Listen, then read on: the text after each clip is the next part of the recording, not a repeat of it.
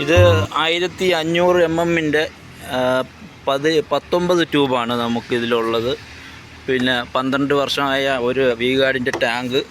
അപ്പോൾ നമ്മൾ അതിൻ്റെ ഇൻലെറ്റിലെ NRV വാൽവ്, അതിൻ്റെ ഇൻലെറ്റിലൊരു കൺട്രോൾ വാൽവ്, അതെല്ലാം കൂടെ നമ്മൾ ഫിറ്റ് ചെയ്തിട്ടുണ്ട്. പിന്നെ ഈ ബോട്ടം ബേസ് ഭാഗം കമ്പനിയിൽ നിന്ന് വരുന്നത് ഒരു തകിട് മോൾഡ് ചെയ്ത് വരുന്നതാണ്. അപ്പോൾ അത് ദ്രവിച്ചു പോയി.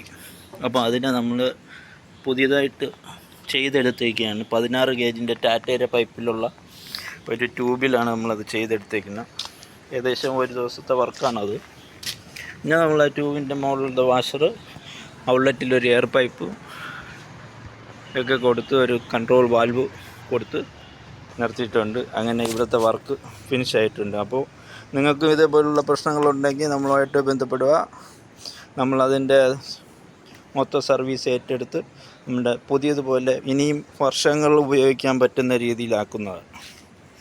അപ്പോൾ മറ്റൊരു വീഡിയോയുമായി വരുന്നവരെ എല്ലാവർക്കും ബൈ.